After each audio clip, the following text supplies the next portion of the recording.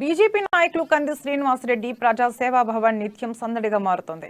ప్రతిరోజు వస్తున్న అభిమానులు, ప్రజలు, వివిధ సంఘాల నాయకుల రాకతో కళకళలాడుతోంది. వచ్చిన ప్రతి ఒక్కరిని కంది శ్రీనివాసరెడ్డి ఆప్యాయంగా పలకరిస్తూ సాదరంగా తన క్యాంపు కార్యాలయానికి ఆహ్వానిస్తున్నారు. ఇందులో భాగంగానే టీఎస్ యూటీఎఫ్ నాయకులు ఆయనను మర్యాదపూర్వకంగా కలిశారు. వారితో కొంతసేపు చర్చించి సంఘం కార్యకలాపాల గురించి ఆరా తీశారు. అనంతరం బేల మండల యూత్ సభ్యులతో భేటీ అయ్యారు. అధికారంలోకి వచ్చి 8 ఏళ్లు గడుస్తున్నా ఆదిలాబాద్ ను అభివృద్ధి చేయలేదని, ఇచ్చిన హామీలన్నింటినీ జోగు రామన్న విస్మరించారని కంది శ్రీనివాసరెడ్డి దుయ్యబట్టారు. రాబోయేది బీజేపీ ప్రభుత్వమేనని ధీమా వ్యక్తం చేశారు.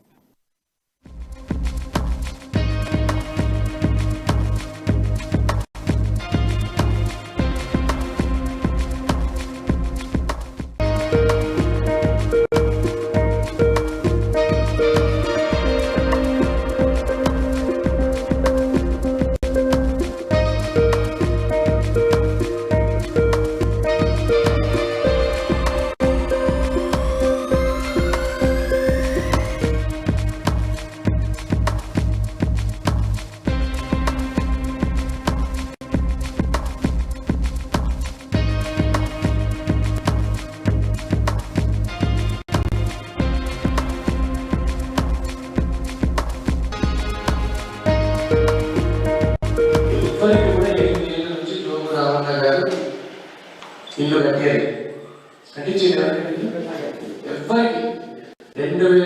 2014 నుంచి జోగు రామన్న గారి అసలు ఒక్కరికి కూడా ఇల్లు కట్టేది. ఇప్పుడు రేషన్ కార్డు కొత్తగా పెళ్ళైన వాళ్ళకు కొత్త రేషన్ కార్డు 4 ఏళ్ళ నుంచి ఇస్తున్నాడు. అది కూడా 4 ఏళ్ళ నుంచి రేషన్ కార్డు ఇస్తలేడు. 8 ఏళ్ళ నుంచి ఇల్లు కట్టలేదు ఒకటి కూడా. ఇప్పుడు పింఛన్లు 100 మందికి పింఛన్లు అవసరమైతే 10 మందికి ఇస్తున్నాం. కరెక్టేనా? నేను చెప్పింది కరెక్టేనా? ఇంకొకటి, మీరు చదువుకుంటున్న మన పిల్లలకి 4 ఏళ్ళ నుంచి ఒక్క మనిషి కూడా స్కాలర్షిప్ ఇచ్చేదా?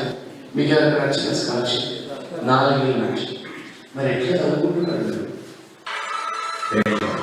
1,00,000 రూపాయల రైతు రుణమాఫీ అన్నాడు, ఇచ్చిందా? డబుల్ బెడ్రూమ్ ఇల్లు అన్నాడు, వచ్చిందా? మీకు ఇంతమంది ఒక్కరు రాలి. ఆదివాసీ బిడ్డలకు ఇంతకుముందు సబ్సిడీ కింద లోన్లు వేస్తుంది. ట్రాక్టర్ కొనుక్కోవడానికో, ఆటో కొనుక్కోవడానికో, ట్రాలీ కొనుక్కోవడానికో, బర్రె కొనుక్కోవడానికో లోన్లు వస్తున్నాయి. 8 ఏళ్ళ జోగురామన్న ఒక్క లోన్ ఇప్పించిన ఒక్క లోన్ ఎవరికైనా వచ్చిందా? వచ్చింది ఎవరికైనా? ఇంత పాపం చేస్తున్నాడు జోగురామన్న. మరి మీరు ఎట్టి పరిస్థితులలో ఈసారి జోగురామన్న గారికి బుద్ధి చెప్పాలి. ఒక్క ఓటు కూడా జోగురామన్న పడద్దు. ఈసారి కనుక మళ్ళీ జోగురామన్నకే మీరు వేస్తే మనల్ని మళ్ళా 5 ఏళ్ళు ఇల్లు కట్టేయడా, మళ్ళా 5 ఏళ్ళు రేషన్ కార్డు ఇయ్యడు, పింఛన్ ఇయ్యడు,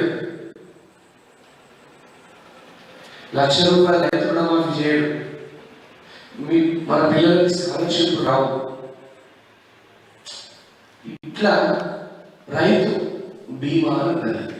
భూమి ఉన్న రైతు చనిపోతే 5 లక్షలు వస్తాయి ఆ కుటుంబానికి.